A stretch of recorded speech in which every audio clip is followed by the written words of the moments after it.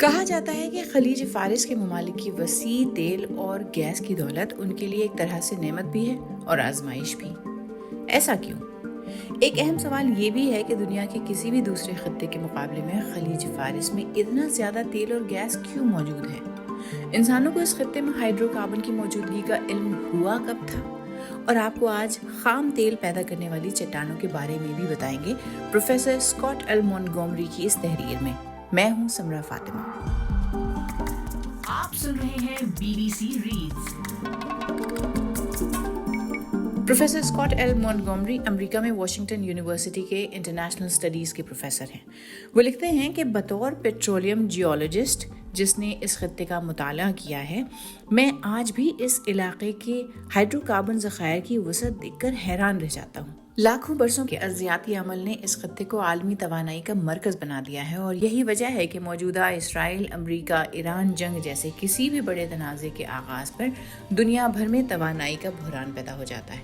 مثال کے طور پر خلیج فارس کے ارد گرد 30 سے زیادہ ایسے تیل سے مالا مال علاقے موجود ہیں جنہیں سپر جائنٹس کہا جاتا ہے، اور ہر ایک میں کم از کم 5 ارب بیرل خام تیل پایا جاتا ہے۔ اس کے علاوہ اس خطے کے کنویں روزانہ اتنا تیل پیدا کرتے ہیں جو شمالی سمندر یا روس کے بہترین کنووں کی پیداوار سے 2 سے 5 گنا زیادہ ہے۔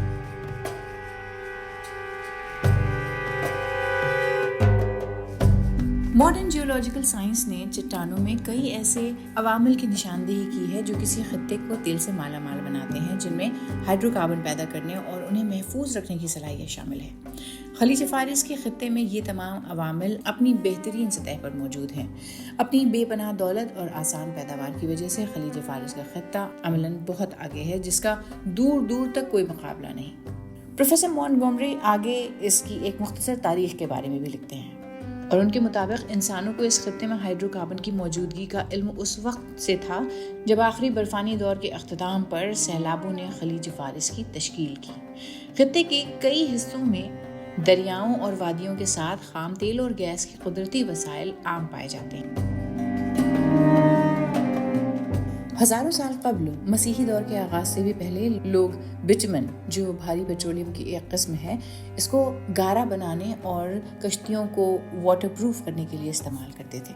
جدید دور میں تیل کی پہلی دریافت 1908 میں مغربی ایران میں ایک معروف قدرتی رساؤ کے مقام پر ہوئی۔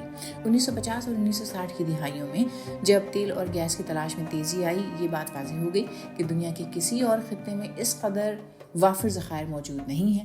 دنیا کے دیگر خطوں میں بھی تیل اور گیس کے بڑے ذخائر دریافت ہوئے ہیں، جیسے روس کے مغربی سائبیریا میں اور حالیہ برسوں میں امریکہ کے پرمین بیسن میں۔ حالانکہ ان میں سے کوئی بھی خلیج فارس کے ذخائر کے حجم کا مقابلہ نہیں کر سکتا، نہ ہی اس خطے میں خام تیل اور گیس کی اس بلند شرح پیداوار کا جو اسے منفرد بناتی ہے۔ ایک اور خاص بات ہے جیولوجیکل لوکیشن۔ خلیج فارس کا خطہ اس مقام پر واقع ہے جہاں 2 بڑی ٹیکٹونک پلیٹس آپس میں ٹکراتی ہیں، جنوب مشرق میں عربین پلیٹ اور مشرق و شمال میں یوریشین پلیٹ۔ یہ تصادم تقریباً 3 کروڑ 50 لاکھ برس سے جاری ہے، اور اس کے نتیجے میں ایک ایسا متحرک جغرافیائی ماحول پیدا ہوا جہاں چٹانوں کی تہیں مڑ گئیں، ٹوٹ پھوٹ کا شکار ہوئیں اور گہرے حصوں میں شدید حرارت اور دباؤ کے باعث تبدیل ہو گئیں۔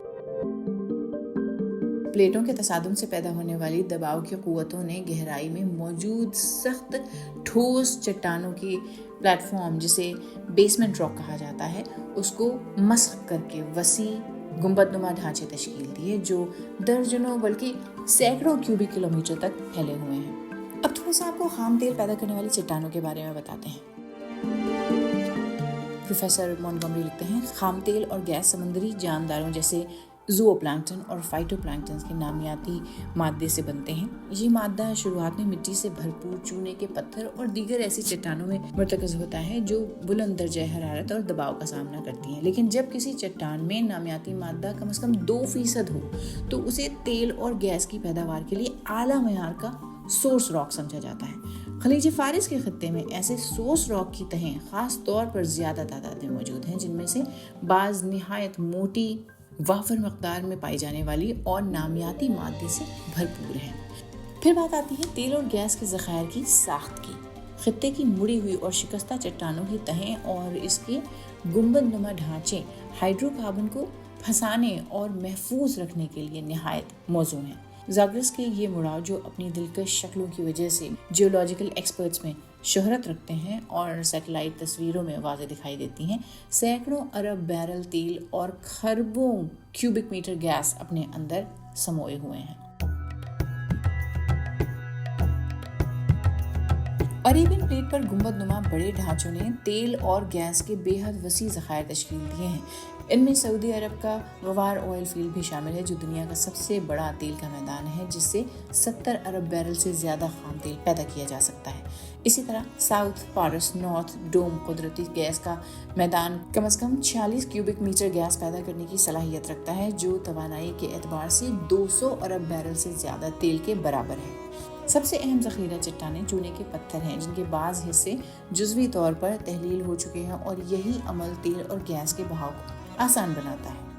ان تمام عوامل کے مجموعی اثر کا نتیجہ یہ ہے کہ دنیا کے روایتی تیل کے تقریباً آدھے ذخائر اور گیس کے 40% ذخائر زمین کی صرف 3% سطح کے نیچے موجود ہیں۔